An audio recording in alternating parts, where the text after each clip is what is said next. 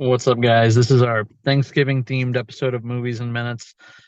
You're with me and just me again this week. I'm sorry. We're really working on some more guests, but right around Thanksgiving, it's really hard to like secure people, and I'm sure it'll be a problem again around Christmas, which sucks because there's a ton of great movies at Christmas, but working on it, right? So I don't want these movies to pile up too much. I want you guys to have info about them so you can go see them. And yeah, so I got six movies for you guys. We'll talk about real briefly, and then you can check out the trailers for them below. You can check out any of the written reviews I've got for them as well, which I'll throw the links in the description for.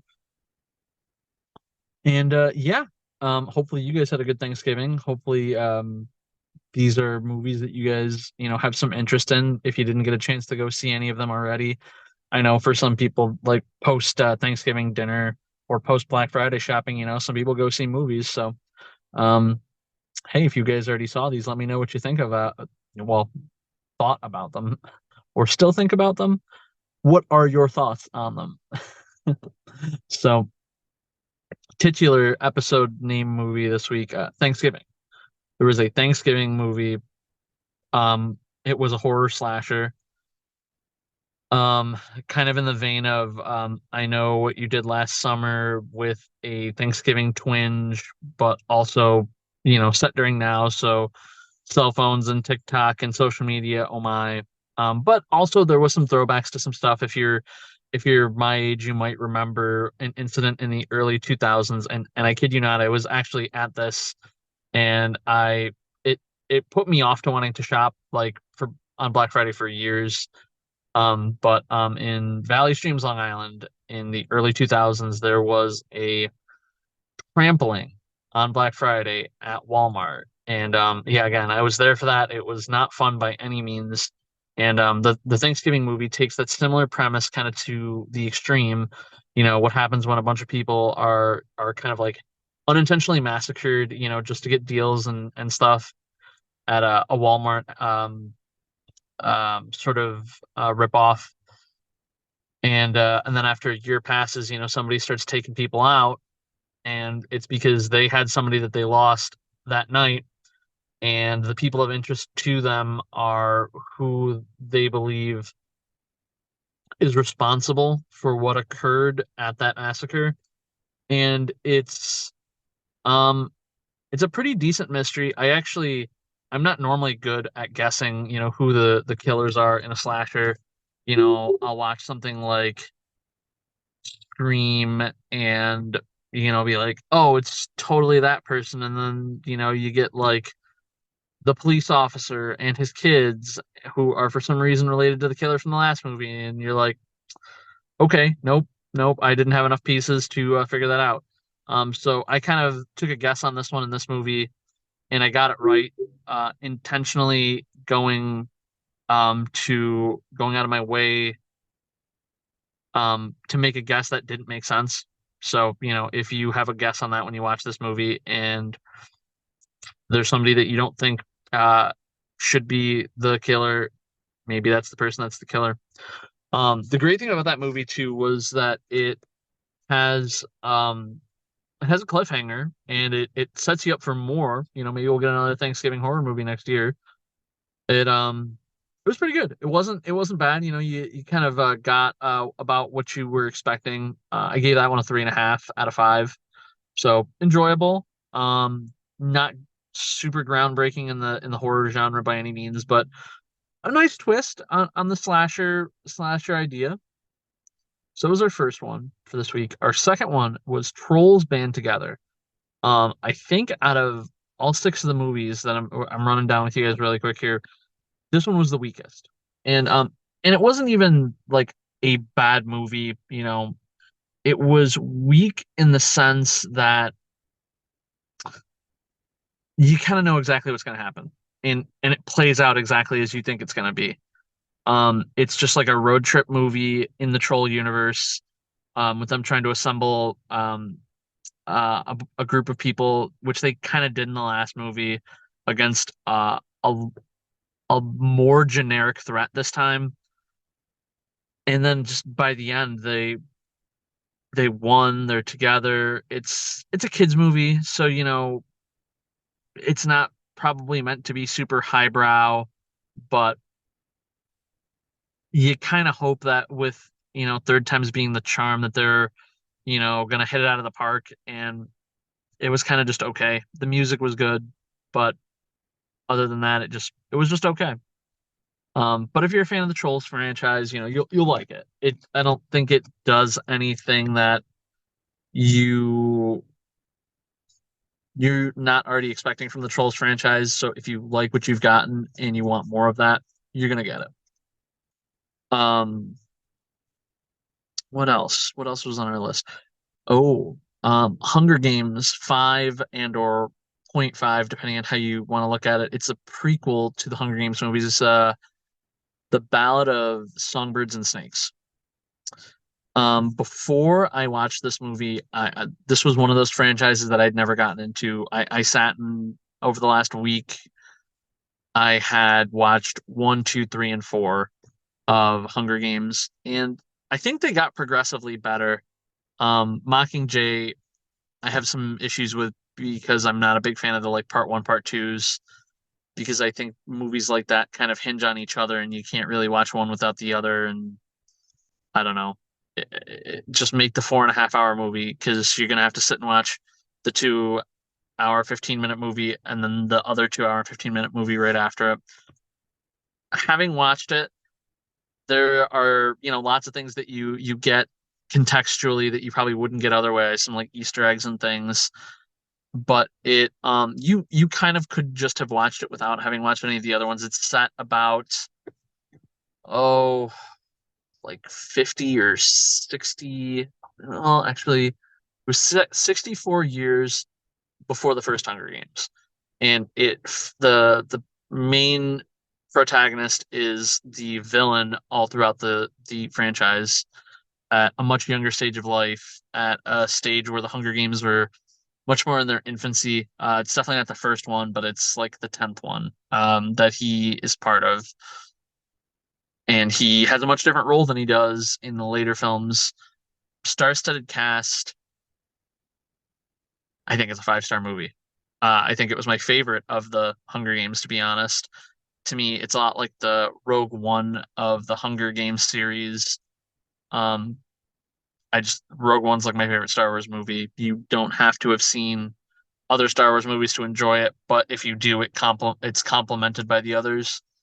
And this one, it just kind of fired on all cylinders. It was like a 2.5 hour epic story about President Snow before he's President Snow, and his life, his family, his loves, like kind of all leading up to, well, not even really leading up to it. It doesn't cover, it covers a very small span of his life, but you get a lot of information over it. But it's just very well executed, good music, good visuals, great story. 5 stars on that one for me. After that we have Saltburn. Um, Saltburn, I have to right at the start say might have been the second most fucked up movie I saw this year. If I'm remembering my timeline right, Beau is Afraid was earlier this year, and that still holds the spot for the most fucked up. But this one was a close second. But this one is almost a little bit better in some ways because the storytelling in it is more cohesive than Beau is Afraid. It's also not it's not totally nonsensical like that movie is. That one you kind of just don't know where you're going. And this one you have a story that's occurring and you kind of know the start and the end, or you think you do, at least from where the movie is set up, but you get something totally different. And there's some revelations at the end of the movie in the way that you get sometimes with like, I don't know, detective stories or true crime or things like that. And it's very satisfying because you don't expect it. But the long and short of it is a kid named Oliver who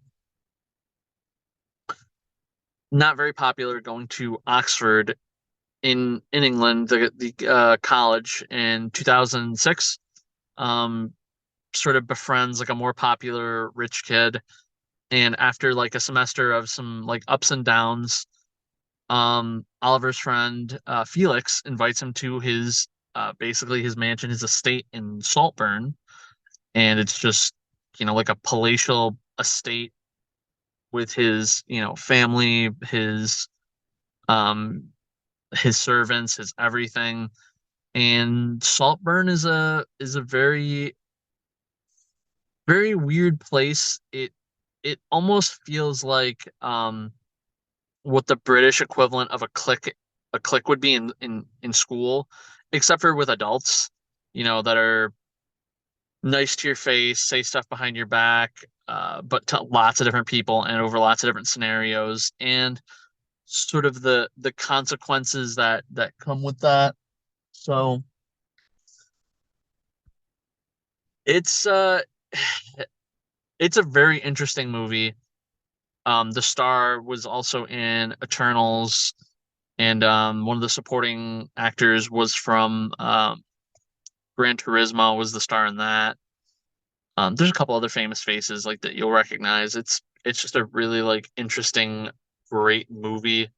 I think that it's worth a watch. I don't know if everybody's gonna go see it or not, but they definitely should. I gave that one a 5 star as well. So 2 movies to go.